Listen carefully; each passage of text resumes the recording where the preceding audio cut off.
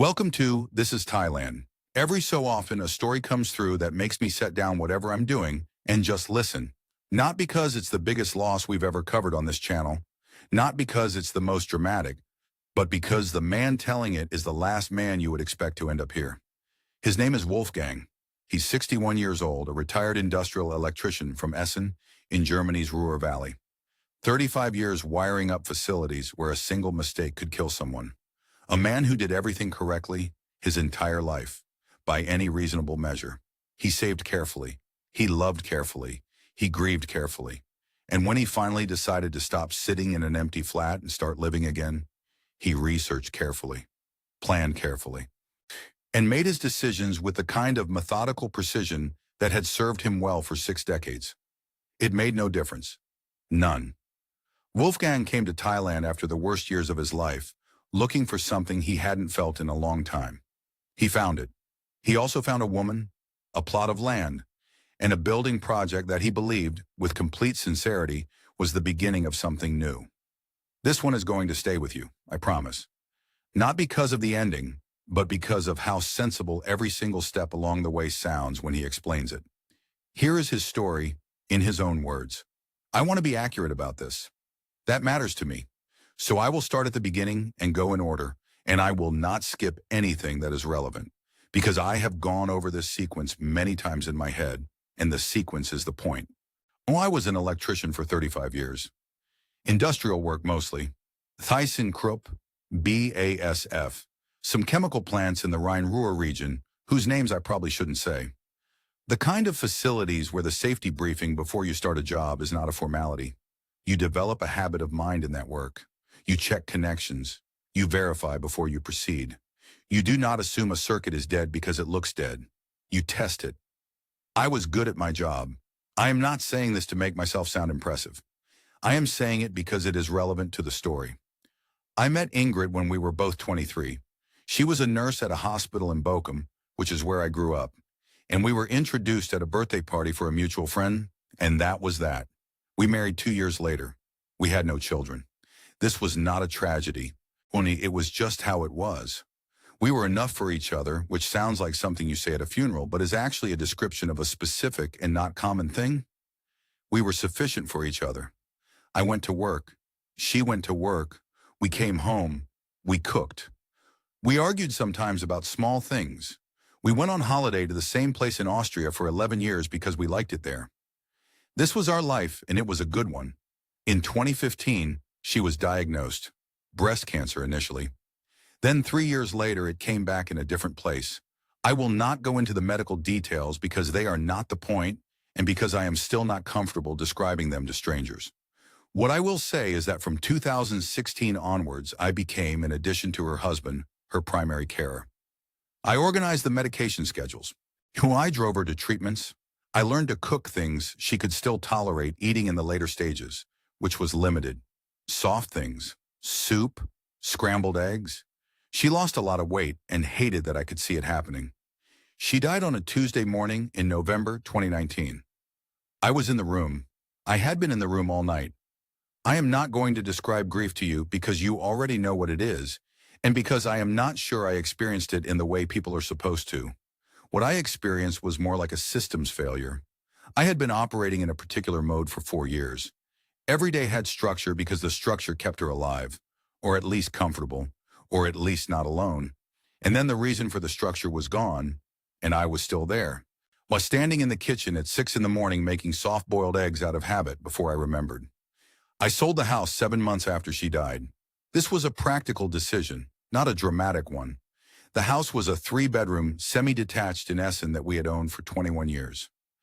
After the sale, after the various costs, I had 195,000 euros in a savings account.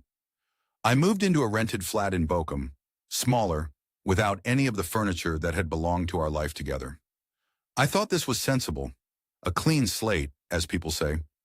What it actually was in practice was very quiet. I am not someone who requires a great deal of social activity. I never have been. But there is a difference between solitude and blankness, and the flat was blank. My friends, the ones Ingrid and I had shared, were kind for about 3 months. Then they ran out of things to say to me, and I ran out of energy to make it easier for them. I watched television I didn't follow. I ate toast for dinner more often than I should admit. I went to bed at a reasonable time and lay there. I had retired from full-time work in 2018 to care for Ingrid full-time. My pension from the German state system was approximately 1,400 euros a month, which was sufficient for a modest life. I had no particular plan. I had always assumed the plan would involve Ingrid. In February 2020, I received a WhatsApp message from Klaus. Klaus and I had worked together for about 12 years at the same company before he retired 2 years ahead of me. We were not close friends exactly, but the kind of colleagues who have enough respect for each other that the friendship outlasts the shared context. He had moved to Chiang Mai in northern Thailand 18 months earlier. He sent me 4 photographs. Mountains covered in green, a Buddhist temple with orange roof tiles catching afternoon light, a bowl of noodles with a price written on a chalkboard behind it, 40 baht, which is about €1, and a view from what appeared to be a terrace, looking out over a city at dusk. His message said, "Come for 2 weeks. Just look. You don't have to decide anything." Then COVID arrived and made that decision irrelevant for some time. I watched the news. I waited. I did not do very much else. In October 2021, the borders opened again. I booked a return flight to Chiang Mai, Lufthansa to Bangkok, connecting to Chiang Mai, returning after 14 days. I packed 1 bag. I had no plan beyond the 14 days and no expectations beyond what Klaus had shown me in 4 photographs. I want to be honest about my mental state at the point of departure. I was not depressed, clinically. I had seen my own doctor, and that question had been addressed. I was something else. I think the word is depleted. I had spent 4 years in a state of sustained alertness, and then the reason for the alertness was gone, and I had been sitting in a flat in Bochum for 2 years since then, doing very little. I was 60 years old. My wife was dead. My savings were sitting in an account in Germany, doing nothing of significance. I had no obligations and nothing at that moment that I particularly wanted to do. Klaus picked me up from the airport. He had a rented motorbike and a helmet that didn't fit me properly, and he laughed at the expression on my face as we pulled into Chiang Mai traffic for the first time.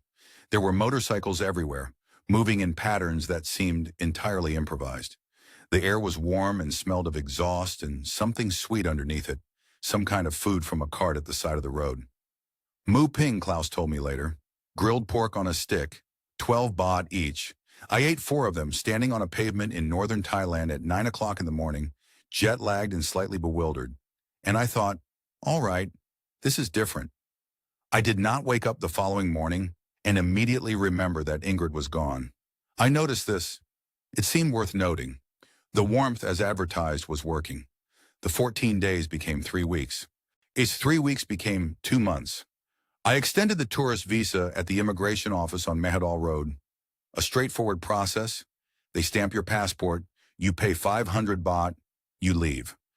I remember thinking it was almost suspiciously simple.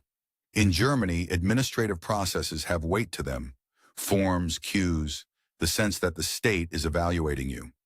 Here a woman stamped my passport without looking at me and handed it back, and I walked out into 30-degree heat and bought a Thai iced tea from a cart for 15 baht and stood on the pavement thinking, well, that was easy.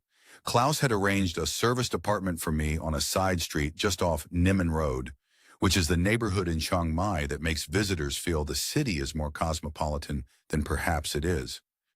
There are coffee shops with minimalist interiors and handwritten menus in English. Young people with laptops, boutique hotels with infinity pools.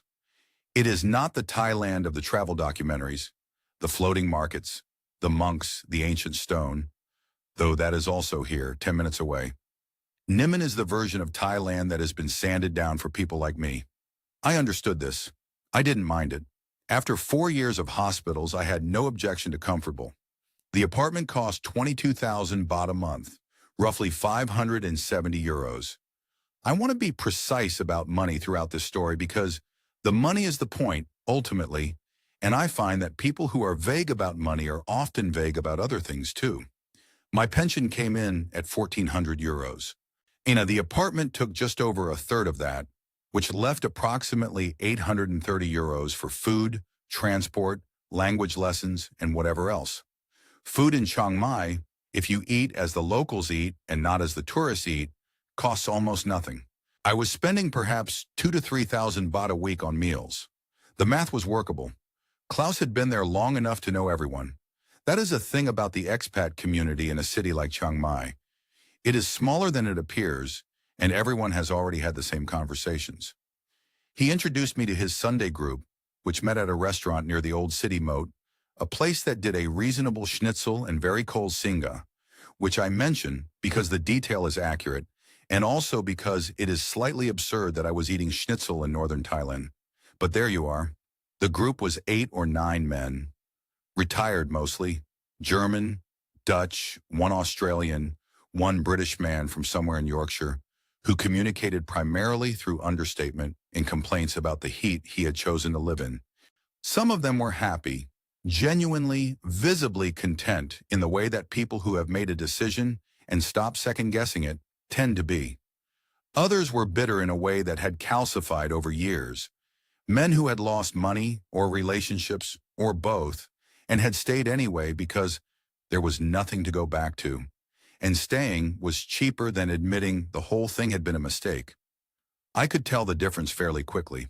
I had spent 4 years reading the faces of people who were managing information. I enrolled in Thai language classes in my 6th week, a small school near Maya Mall, 2 hours on Monday and Wednesday afternoons, a teacher named Ajarn Pim, who had the patience of someone who has explained tonal pronunciation to confused Europeans for many years. My progress was slow but systematic. I kept notes in a small book. In one learned the polite particles. Crap for a man speaking, ha for a woman. I learned numbers first because numbers are immediately practical. I learned the words for common foods so I could order without pointing. Klaus thought this was funny in a kind way. He said most Farangs never bother.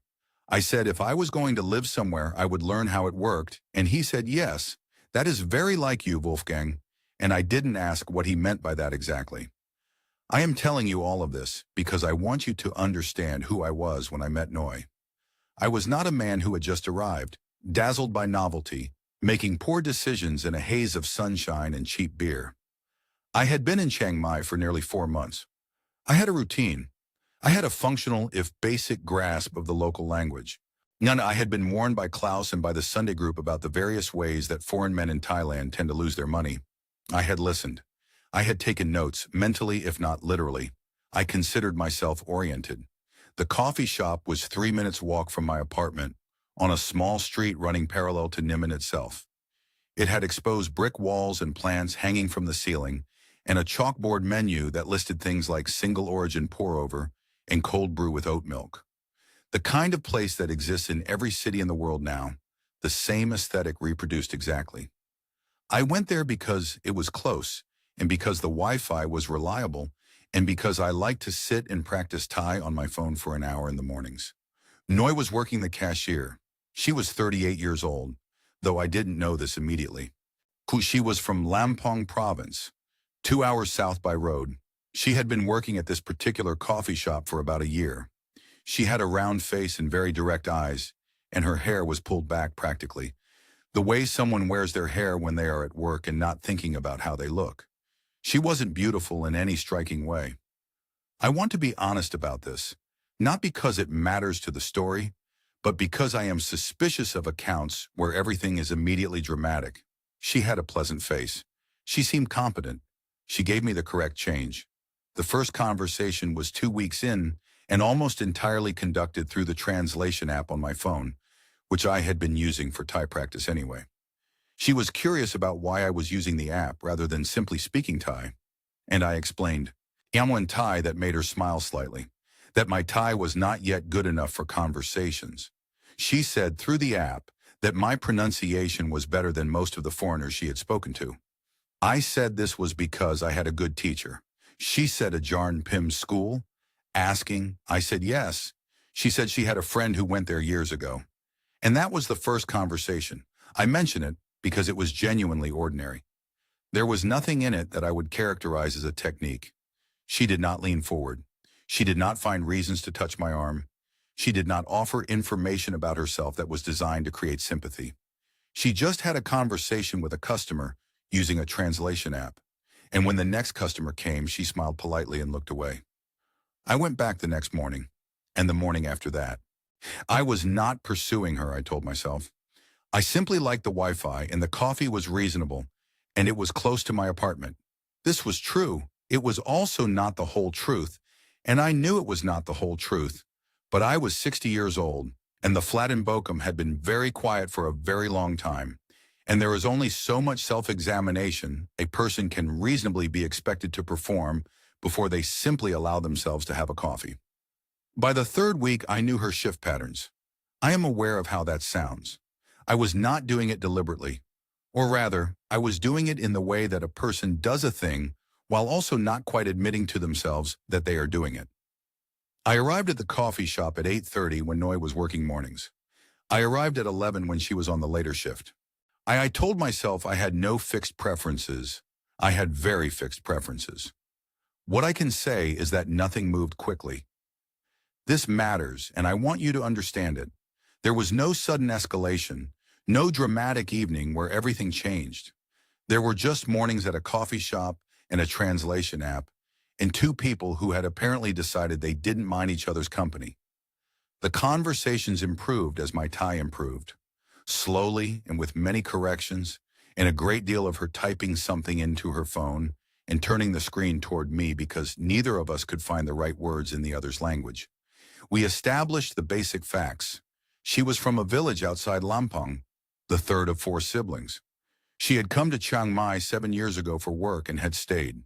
She sent money home to her parents each month, 10,000 baht, about 260 euros, which she mentioned not as a complaint, but simply as a fact of her life, the same way one might mention in paying rent. Her father had been a rice farmer. Her mother had health problems. The specifics came gradually, over many conversations. I told her about Essen, about the factories, about retirement. I did not mention Ingrid for several weeks, and when I did, it was briefly and without detail, and she received the information with a stillness that I found, I don't know the right word, respectful. She didn't try to fill the silence with the wrong words. About 6 weeks after the first conversation, she agreed to have dinner with me at a small khao soi place near the night bazaar.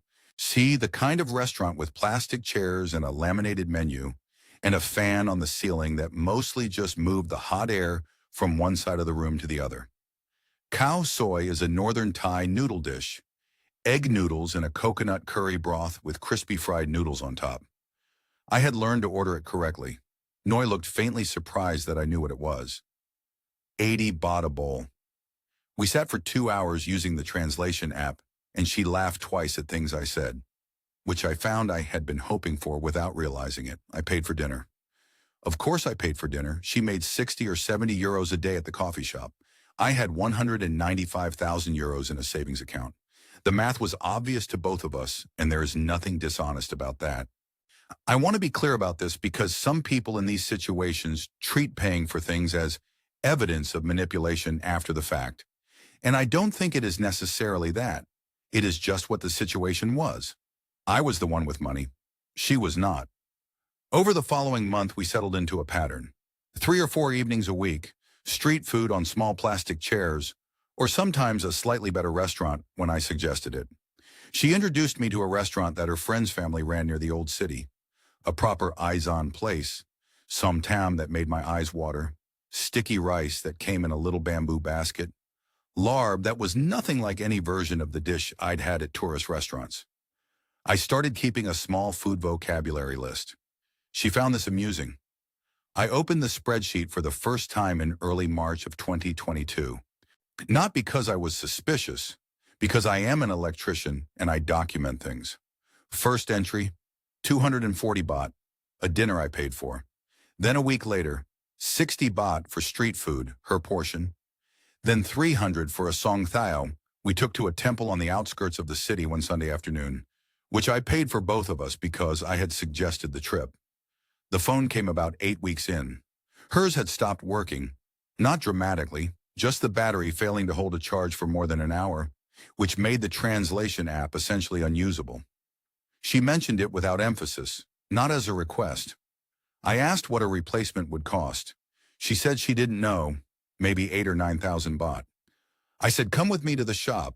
We went to a phone shop near Maya Mall, 8,500 baht, and about 220 euros. I paid. She tried to protest. Not very hard, I should say, but she tried. I said it was practical. Without the phone, we couldn't have a conversation. This was true. It was also, if I am honest, the first time I had spent money on her in a way that felt like something beyond splitting the cost of a meal. And I was aware of this as I was doing it, and I did it anyway. I added the entry to the spreadsheet when I got home. 8,500 baht, 222 euros. Now, I want to stop here and say something to you directly, because I have thought carefully about how to tell this part of the story. I knew about the warnings, the sick buffalo, the hospital bills, the escalating requests. Klaus had given me the curriculum.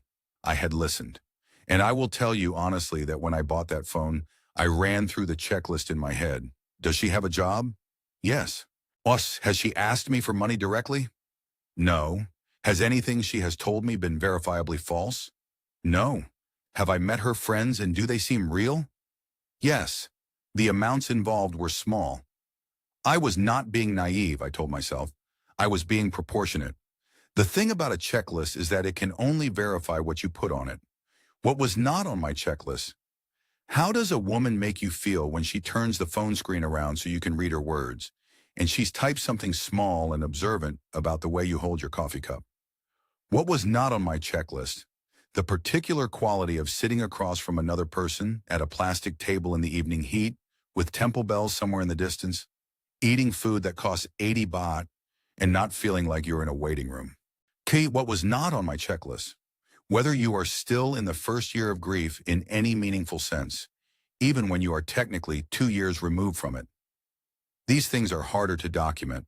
Klaus mentioned it once, at the Sunday group in late March. The way that people mention things when they are trying not to seem like they are mentioning things.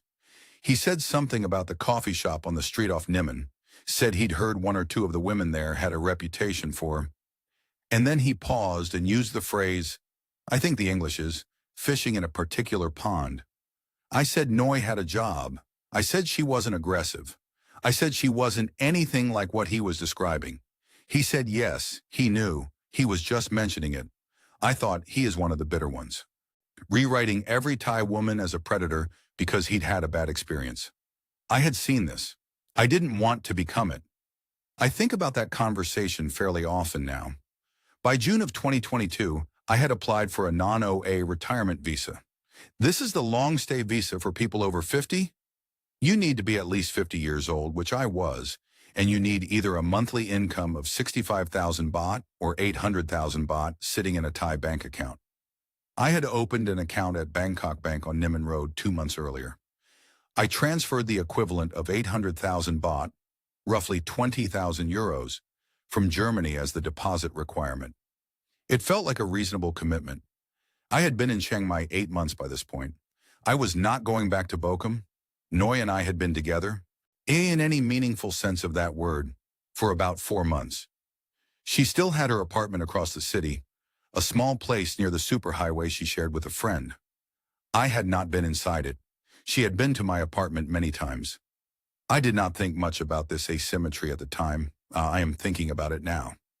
In July, she called me on Line. Line is the messaging app everyone uses in Thailand, not WhatsApp. And her voice was different, controlled but effortful, the way a person sounds when they are trying not to be frightened.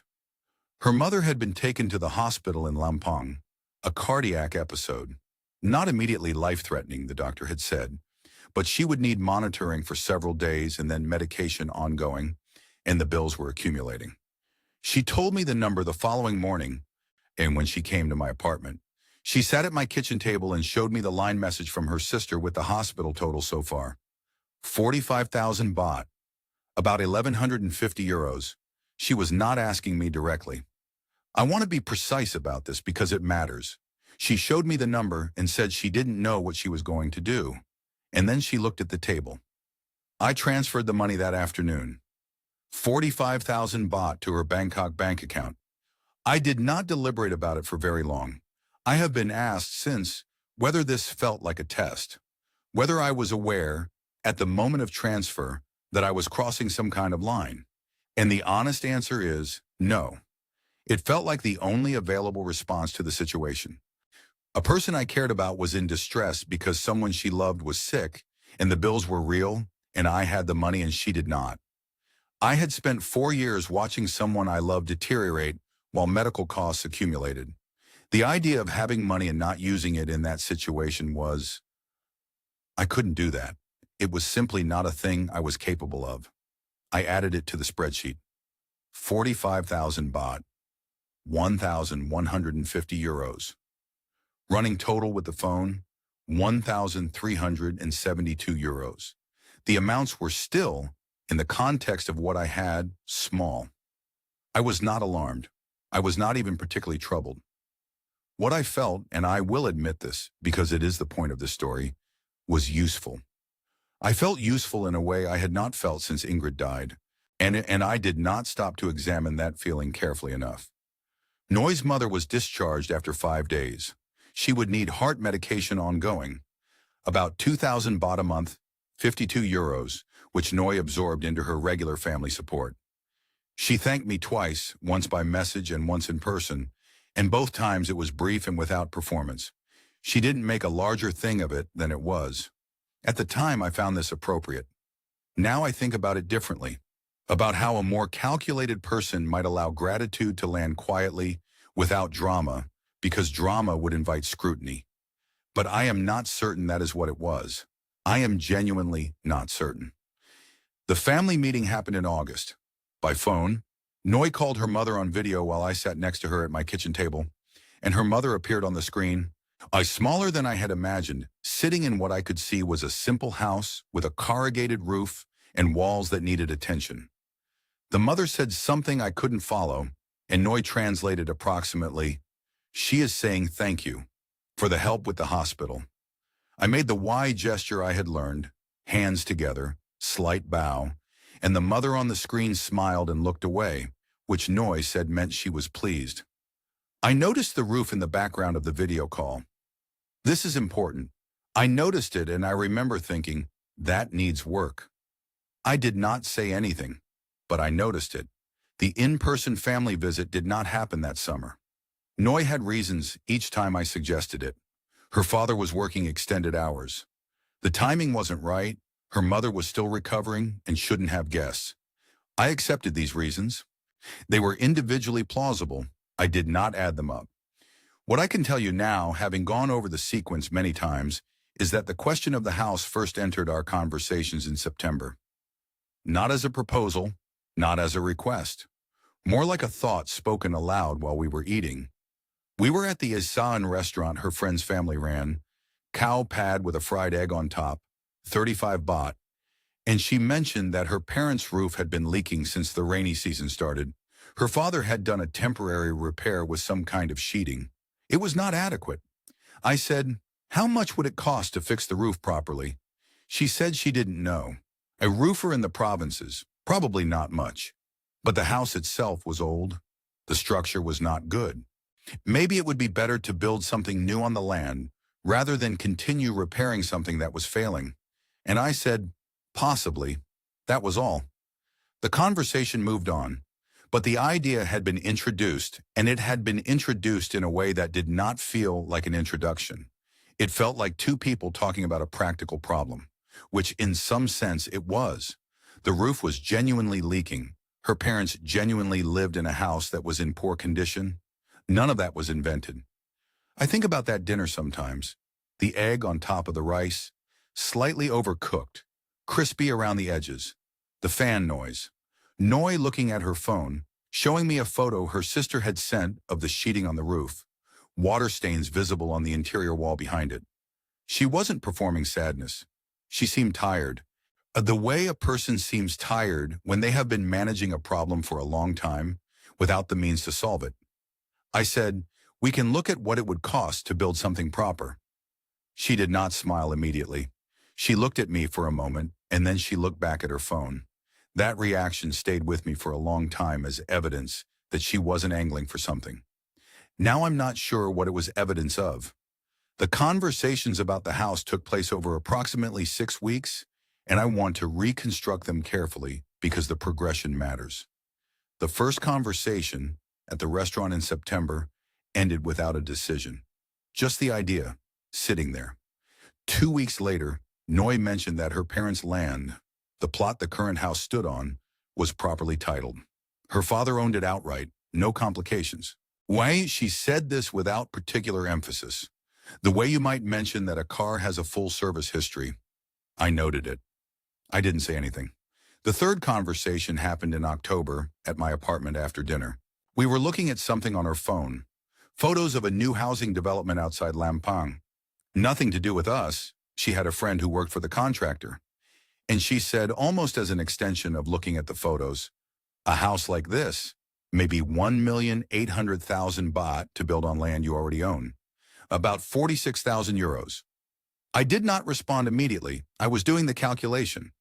175,000 euros still in Germany. 1,400 euros per month pension. Living costs in Chiang Mai under 1,000 euros a month. The math had significant room in it. In November, I consulted a lawyer.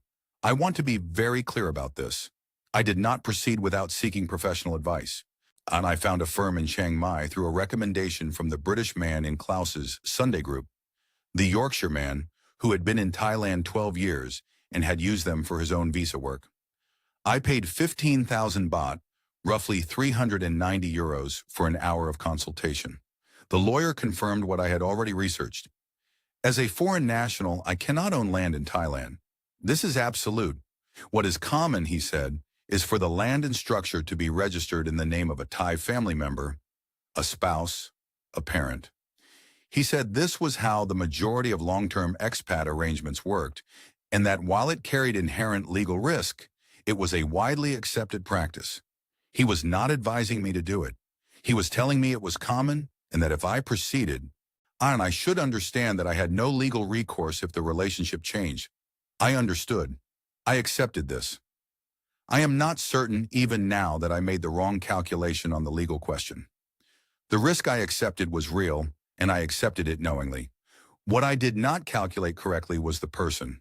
The construction budget we agreed was 1,850,000 baht, 47,000 euros. I would transfer it in 2 installments, half at the start of construction, half at structural completion. The land was already in Noi's father's name. We agreed the house would be registered to her mother, which Noi explained was practical. Her father was older. Her mother was the one who would manage the household long term. I found this reasoning sensible. It is, in fact, a common Thai family arrangement. Well, I had no reason to question it. First transfer, 925,000 baht, 23,500 euros. February of 2023. I visited the site in Lampang in April, a 5-hour bus journey on a green and cream coach that stopped twice at roadside stations where everyone got off to eat noodles and use the bathroom. The plot was on the outskirts of a small district town, surrounded by rice fields and banana palms, and the particular smell of provincial Thailand. Wood smoke, earth, something sweet and agricultural underneath it. The foundation was poured. The frame was going up. A crew of 4 men were working, unhurriedly, which I was told was normal for provincial construction pace. I walked the site. I looked at the concrete work. I asked to see the electrical plan, which Noi translated from the contractor, and I suggested moving 2 junction boxes and rerouting a run of cable that had been planned along an external wall, where moisture would be a long-term problem. The contractor nodded. Whether he followed my recommendations, I cannot confirm. Second transfer, 925,000 baht. April, immediately after the site visit. The structure was proceeding correctly. Then through May and June came what I will call the completion costs, because that is what they were called when they were presented to me. First, permits and documentation, 120,000 baht, about 3,100 euros. I asked for receipts. Some came. Some were described as informal payments. The Thai term used was something like facilitation, which the contractor explained through Noi was standard for provincial bureaucracy. I had worked in industrial environments in Germany long enough to understand that administrative processes sometimes involve informal payments. I accepted this. Second, furniture and fixtures, 240,000 baht, approximately 6,200 euros. This I saw receipts for. A bed, a kitchen, basic appliances, reasonable for a new house. Third, a vehicle. Noi's parents were in a district town without reliable transport. The nearest hospital was 40 minutes away. Her mother had a cardiac condition, a second-hand pickup truck, a Thai registration vehicle, 10 years old, reasonable condition, 280,000 baht, 7,200 euros. I said, "Is this necessary?" Noi said, "My mother needs to get to her doctor." I thought about Ingrid, and about what it had meant to have reliable transport during her illness, and I transferred the money. Fourth, a water filtration system for the well, 40,000 baht, 1,000 euros. I didn't question this. I updated the spreadsheet after each transfer. Running total by the end of June 2023, approximately 2,530,000 baht committed, 65,000 euros, remaining in Germany, approximately 127,000 euros.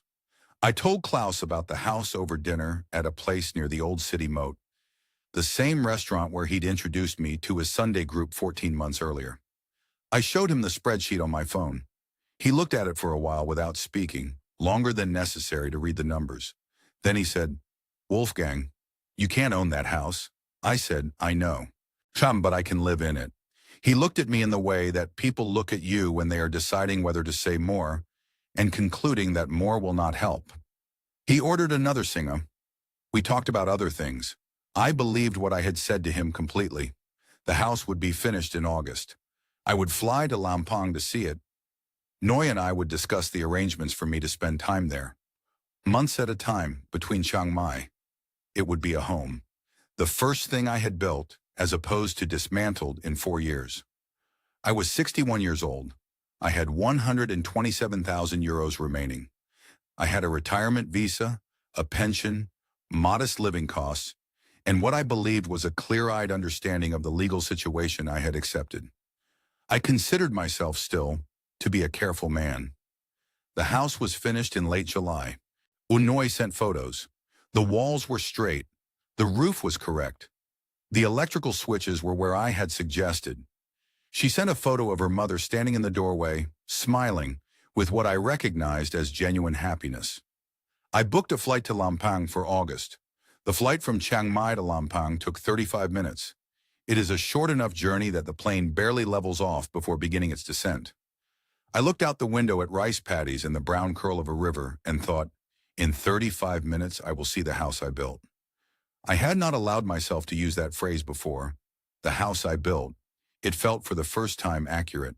A tuk-tuk from the small airport, then a red Song Thayu, a pickup truck with 2 bench seats in the back, and the standard rural transport along a provincial road where the tarmac gave way periodically to packed dirt and the air smelled of something burning somewhere, crop residue probably, and wood smoke from cooking fires. Noi met me at a junction near the family's road.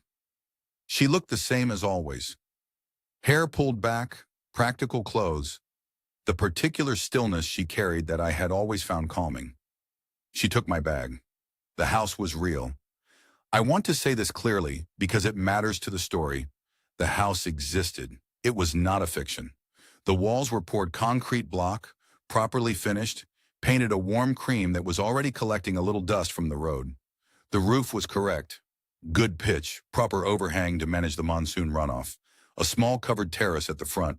A spirit house on a pole at the edge of the property, freshly decorated with orange marigolds, which I understood enough by then to recognize as a sign that the family had made offerings when they moved in. Someone had planted jasmine along the front fence. It was beginning to climb. I checked the wiring before I checked anything else. I could not help this. It is simply what I do when I enter a building I have paid for. The junction boxes had been moved as I'd suggested. The cable runs were not perfect, but they were adequate. I made 2 small mental notes about improvements I might make later. The family was assembled in the main room. Noi's mother, May, sat in a chair near the window. Smaller in person than on the video call, wearing a pale blue blouse, hands folded. She had the composed dignity of a woman who does not have many visitors and has prepared carefully for this one. She smiled at me and Wade and said something I caught only partially. Something about the house being a good house, I think. I wired back and said, in Thai that was probably not quite right. It is a pleasure to meet you. Her father, Por, shook my hand briefly and then said something to Noi and went outside. I watched him go. He did not return for several hours. And then there was Juan. Noi's younger sister was 29, with a rounder face than Noi, in a secondary school level of English that she deployed in sudden, confident bursts before retreating back into Thai. She shook my hand Western style and said, nice to meet you, with what seemed like genuine warmth, and then immediately found something to look at across the room. I noticed this immediately. I am not someone who misses that kind of thing. 4 years in hospital environments calibrates you to the face a person makes when they know something they wish they didn't know. Juan had that face. She had it from the first evening, and she had it in varying intensities for all 3 days. I said nothing. I waited. This is also something 4 years in hospital environments teaches you. The information will arrive when it is ready. Pressing produces denial, not truth. The 3 days had their own texture. Noi managed everything. The meals, the conversations, the logistics of where I slept, what we did. She was attentive in a way that I found slightly effortful to watch in retrospect, though at the time I experienced it simply as care. She took me to a temple in the town, Wat Phra that Lampang Luang, a genuinely beautiful complex with carved wooden walls and a golden shetty, the kind of place that makes you understand why this country builds things the way it does. We ate at a rice shop near the market, pad krapao, 40 baht, one with a fried egg. We walked the property perimeter, and she pointed out where her father was thinking of planting vegetables. Por remained peripheral. He ate with us but said little, and when the conversation required translation, he waited until Noi had translated before responding, as though receiving rather than participating. I attributed this to shyness, or to the strangeness of having a German man at the family table. Now I think it was something else. I think he was a man who knew what his daughter had done and had made a decision to receive what came of it without examining it too closely. Juan's behavior, meanwhile, became more pronounced as the visit progressed. By the second day, she was cycling between elaborate friendliness, asking me questions about Germany, about my work, bringing me tea without being asked, and stretches of visible distress where she would leave the room on an insufficient pretext and return looking as though she had been concentrating very hard on something. On the evening of the third day after dinner, Noi and her mother were washing dishes inside. Por had disappeared. I was sitting on the front terrace with a glass of water, watching the light go from the rice fields. Geckos made their repetitive clicking sounds somewhere in the eaves. The jasmine Noi's mother had planted was visible as a pale blur against the fence. Juan came out and sat in the other chair. She had her phone already open to a translation app. She typed something. Turn the screen to me. I have to tell you something. I am sorry, I said. In Thai, you can tell me. She typed. I read. Noi has a husband. Thai man. They are separated, not divorced. He is in Chiang Mai. Their children are with his mother. I read this twice. Then I looked at the rice fields. Juan typed more. The screen again. She did not tell us about her plans with you. She told us a German man was helping with the house. She did not say, and here Juan paused, seemed to search for the right English, then typed. She did not say you were together, or what she was going to do. I asked, does she love him? The husband. Juan shook her head slowly, but she made a gesture with her hand, a kind of uncertain turn, that said, this is not a simple question. She typed one more thing. I don't know if she has feelings for you. Maybe yes. She typed the next word carefully. Maybe both. Then she put her phone in her pocket and went inside. I sat on that terrace for 2 hours. The geckos kept clicking. And somewhere down the road, a dog started barking and then stopped. A motorbike went past slowly. I did not cry. I am not criticizing myself for this. It is simply not how I function. What I did was trace the circuit, the way an electrician checks a system after a fault. Start at the power source and follow each connection until you find where the failure was introduced. I found it quickly. The hospital bill, 45,000 baht. Not because the bill was false, I do not know if it was false, but because that was the moment she knew, with certainty, what kind of man she was dealing with. A man who would pay without being asked. A man who could not watch suffering and do nothing. She had identified this about me, I think, much earlier. The hospital bill was simply the confirmation. The house was real. The money was gone. Nearer, the legal situation was exactly what the lawyer had told me it was, and I had accepted that legal situation knowingly, and nothing about that had changed. What had changed was everything else. I went to bed. In the morning, I said goodbye to the family. Noi drove me to the Song Thao Junction. We did not speak much. She looked at the road. I did not confront her. I want to be clear about this decision because some people, when they hear the story, think I should have. That I owed myself the confrontation, or that she owed me an explanation, or that something useful might have come from it. I considered this on the Song Thao back to Lampang town, and again on the short flight back to Chiang Mai, and I concluded, no, there was nothing to be gained. The house was registered to her mother. The money had been transferred. The legal situation was precisely what the lawyer had described 14 months earlier, and no conversation with Noi would alter any of it. A confrontation would have produced either denial or tears or an explanation I would have no way to verify. None of these outcomes changed the numbers. I returned to the apartment on the side street off Niman Road. I had been there almost 2 years. I packed in 3 hours, which is not a long time, but I had never fully unpacked. I noticed this as I was doing it. The bags that had always been stored rather than emptied. The clothing still in stacks rather than drawers. I had been living, I realized, like a person who had not quite decided whether to stay. Some part of me had always known, apparently, that this might be temporary. I am not sure whether to find this comforting or not. I booked a flight to Bangkok, then onward to Frankfurt. The Bangkok connection required a 4-hour layover at Suvarnabhumi Airport, which is a large, cold, efficient building full of the particular energy of international transit.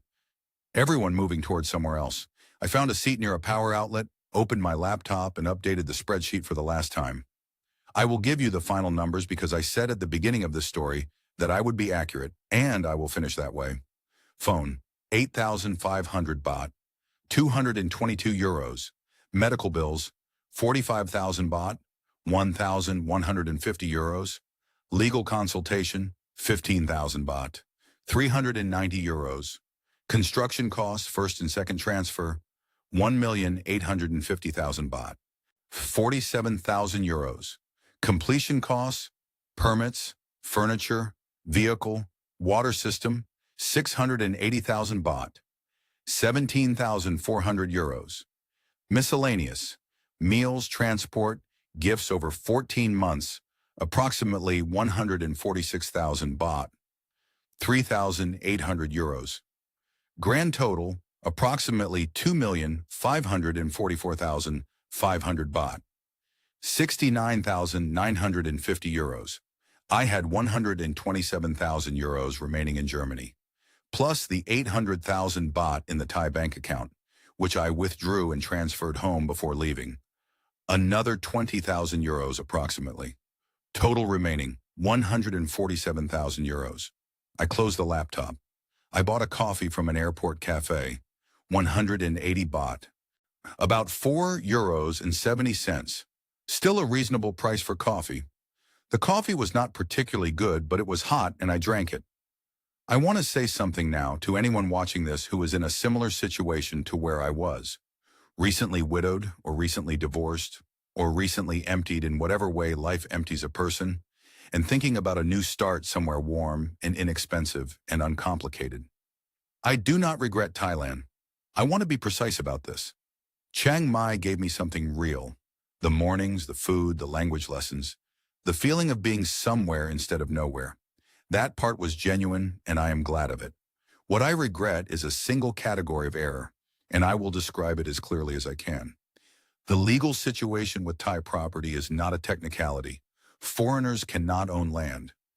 This means that any money you put into land or a structure in Thailand is, from the moment you transfer it, entirely outside your legal protection. You are dependent on the goodwill of whoever holds the title. This is not a risk that research or legal consultation can eliminate. I researched carefully, I consulted a lawyer, and I still lost 68,000 euros. The law is what it is. Do not put money into property you cannot own. But the legal lesson is not the important lesson. The important lesson is this. I was in the second year after my wife's death when I arrived in Thailand. I believed I had processed what had happened.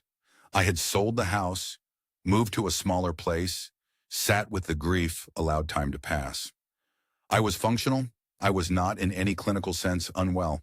What I did not understand was that 4 years of caring for another person leaves a shape in you, a particular orientation, the habit of being needed, of paying close attention to someone else's distress, of having a purpose that was not your own.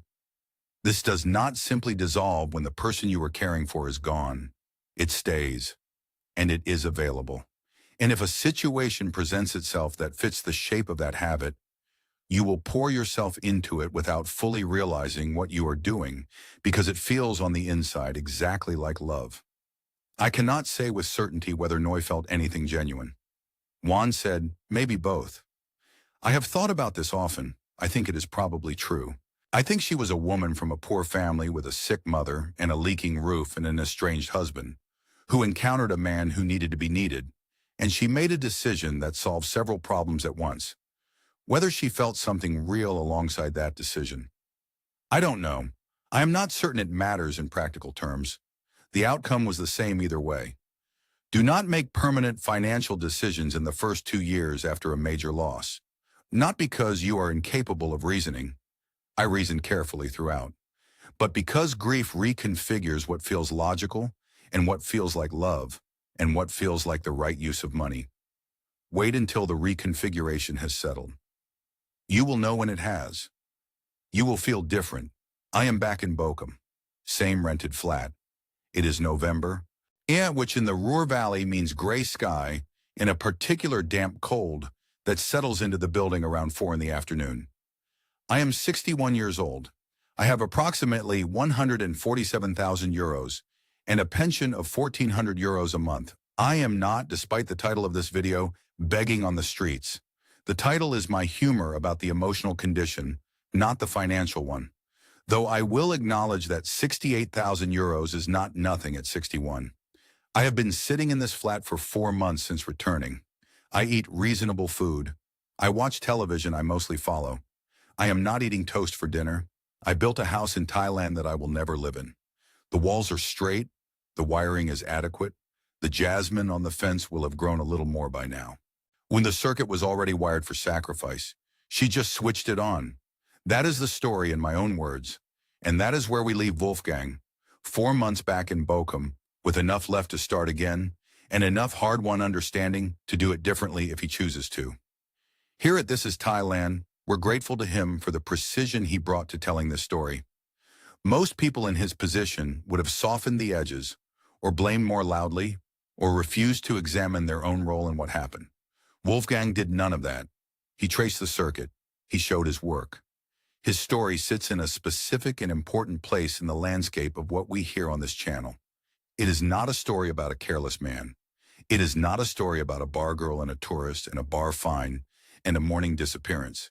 It is a story about a careful, a methodical person whose care and methodology were entirely irrelevant to his outcome. Because the legal structure of property ownership in Thailand creates a vulnerability that no amount of due diligence can close. If you cannot hold the title, you cannot protect the investment. That is a structural reality. No spreadsheet changes it. It is also a story about grief, about the shape it leaves in a person, and how that shape can be filled by something that looks, from the inside, indistinguishable from the real thing. Juan's final words stay with us, maybe both. Thailand is rarely a story of pure villains, and this one is no exception. It is a story of genuine need meeting genuine loneliness in a system that made exploitation easy and accountability impossible. If this story helped you, or made you think differently about a decision you're facing, share it with someone who needs to hear it. Subscribe if you haven't, and if you have a story of your own, whatever kind, whatever outcome, you know where to find us. This is Thailand. Take care of yourselves out there.